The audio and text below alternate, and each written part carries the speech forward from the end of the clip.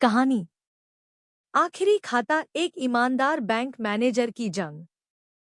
गंगानगर के बीच बसा छोटा सा इलाका जहां जिंदगी शांत, सीधी और थोड़ी धीमी चलती थी। यहाँ का बैंक वर्षों से स्थानीय लोगों की उम्मीदों का केंद्र बना हुआ था, जिसका कारण उस बैंक का एक चेहरा मैनेजर मनदीप सिंह था। मनदीप सिंह राजस्थान के जैतसर शहर के साथ लगते गांव 4 LCA का रहने वाला था। वह बचपन से ही पढ़ाई में बहुत होशियार था। वह अपने पिता के साथ खेती के काम भी करवाता था। वह गांव के किसानों की पैसे के मामले में शाहूकार के हाथों होती लूट को अक्सर देखता था कि किस प्रकार शाहूकार भारी ब्याज लगाकर गांव के किसानों को लूटता था। वह बड़ा होकर बैंक मैनेजर बनकर किसान व हर गरीब की वित्तीय जरूरत में मदद व सहयोग करना चाहता था। आज वह जिस बैंक में था वहां वह ऐसा नाम बन चुका था जिस पर हर ग्राहक आंख मूंद कर भरोसा करता था। बुजुर्ग, पेंशनधारी हो या युवा उद्यमी, हर कोई उन्हें केवल एक बैंक मैनेजर नहीं बल्कि अपने सपनों का रखवाला मानता था। शांत आंखें और माथे पर एक गहरी रेखा जो उनकी जिम्मेदारी और अनुभव दोनों का प्रतीक थी। 20 साल से वो निस्वार्थ सेवा कर रहे थे, बिना किसी दाग के। लेकिन उस साल की सर्दियां उनके जीवन में एक तूफान लेकर आईं। दिसंबर की एक सुबह बुजुर्ग ग्राहक श्री सेन घबराए से मनदीप सिंह के केबिन में आए। मनदीप जी, मेरी FD के 2 लाख रुपए कहाँ गए? मेरे पास रसीद है, पर खाता शून्य दिखा रहा है। मनदीप ने पहले तो सोचा शायद कोई तकनीकी गड़बड़ी हो, लेकिन जब लेजर देखा तो सब कुछ सामान्य लग रहा था। फिर भी सेन की आंखों में सच्चाई थी। मनदीप ने वादा किया, मैं खुद देखूंगा सेन जी, घबराइए नहीं। लेकिन यह तो बस शुरुआत थी। आने वाले 2 हफ्तों में 3 और लोगों ने ऐसी ही शिकायतें दर्ज कराईं। छोटी रकमें, छोटे खाते, लेकिन सबका पैटर्न एक सा था।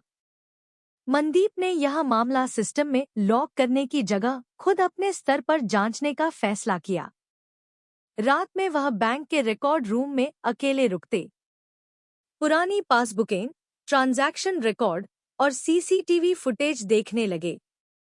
जितना देखते उतनी ही गहराई मिलती। एक दिन उन्होंने नोटिस किया कि कुछ एंट्रीज समय के बाद बदली गई थी, लेकिन बैंकिंग सिस्टम में उसके कोई डिजिटल लॉग नहीं थे। कोई बैंक कर्मचारी ही यह कर सकता था। उनकी नज़र अपने सहायक प्रबंधक प्रशांत पर गई, एक तेज, स्मार्ट, लेकिन ज्यादा महत्वाकांक्षी युवक। पिछले 2 सालों में उसने बहुत तेजी से तरक्की की थी। मनदीप को उसकी कार्यशैली हमेशा कुछ ज्यादा ही परफेक्ट लगती थी। मनदीप ने प्रशांत से कोई सवाल ना पूछकर अपने स्तर पर रिकॉर्ड रूम, लॉगिन सिस्टम के पास और बैंक के आफ्टर एंट्री गेट पर छुपे हुए कैमरे लगवाए। 1 हफ्ते बाद वो वीडियो मिला जिसमें प्रशांत बैंक में आधी रात को दाखिल हुआ, नकली दस्तखत किए, कुछ पासबुक्स बदलीं और कंप्यूटर में हेराफेरी की। मनदीप ने सबूत एक रिपोर्ट के रूप में बैंक के मुख्य कार्यालय भेजे। उन्हें उम्मीद थी कि प्रशांत पर कार्रवाई होगी, लेकिन उन्हें मुख्यालय के उच्च अधिकारी से जो जवाब मिला उसने उनकी आत्मा को झकझोर दिया। मुख्यालय के उच्च अधिकारी ने कहा, हम इस मामले से परिचित हैं, मनदीप तुम इसे आगे ना बढ़ाओ। मनदीप को पता चला कि प्रशांत बैंक के क्षेत्रीय निदेशक का भतीजा है और ये घोटाला केवल इस शाखा में नहीं बल्कि अन्य शहरों में भी फैल चुका था। मनदीप के सामने 2 रास्ते थे, या तो चुप रहकर अपनी नौकरी और परिवार की सुरक्षा बचा लें या फिर सब खोकर सच्चाई के लिए लड़े। एक रात मनदीप गुरुद्वारे के बाहर बैठा था। ठंडी हवा चल रही थी और कीर्तन की आवाज आ रही थी और उसके भीतर सवालों का शोर था। तभी एक लड़की वहां आई, मीरा। मीरा पत्रकार भी थी और उस बैंक की पुरानी ग्राहक भी थी। उसने सुना था कि बैंक में कुछ गड़बड़ चल रही है। जब मनदीप ने उससे बात की तो पता चला उसके पिता की जीवन भर की जमा पूंजी भी गायब हो चुकी थी। वहीं मनदीप ने फैसला किया।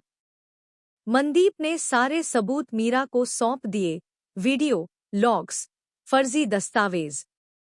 मीरा ने एक खुलासा रिपोर्ट छापी, ईमानदारी के पीछे छुपी बेईमानी, बैंक घोटाले की असली तस्वीर। रातों रात देश भर में हलचल मच गई।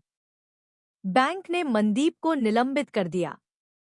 बैंक के उच्च अधिकारियों द्वारा मनदीप पर झूठा आरोप लगाया गया कि वह खुद इस घोटाले में शामिल था। यह आरोप लगाकर उनका बैंक खाता फ्रीज कर दिया गया व इस प्रकार उसकी पहचान को कलंकित किया गया। लेकिन जनता ने उनका साथ दिया।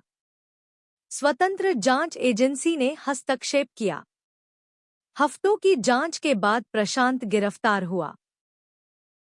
उसके फोन, ईमेल और बैंक रिकॉर्ड्स से कड़ी साजिश का खुलासा हुआ। कुल मिलाकर 11 शाखाएं इस घोटाले में शामिल थी। करोड़ों रुपए का गबन किया गया था। बैंक का क्षेत्रीय निदेशक बर्खास्त हुआ। सभी प्रभावित खातों को सरकार ने मुआवजा देने का आदेश दिया। मनदीप को सम्मान सहित बहाल किया गया। उन्हें राष्ट्रपति पुरस्कार के लिए नामित किया गया। मनदीप कुछ सालों बाद बैंक से रिटायर्ड हो गया। अब वो एक स्वतंत्र वित्तीय जागरूकता संस्था के साथ काम कर रहा था, जो गांवों में लोगों को उनके अधिकार और बैंकिंग सुरक्षा सिखाती है।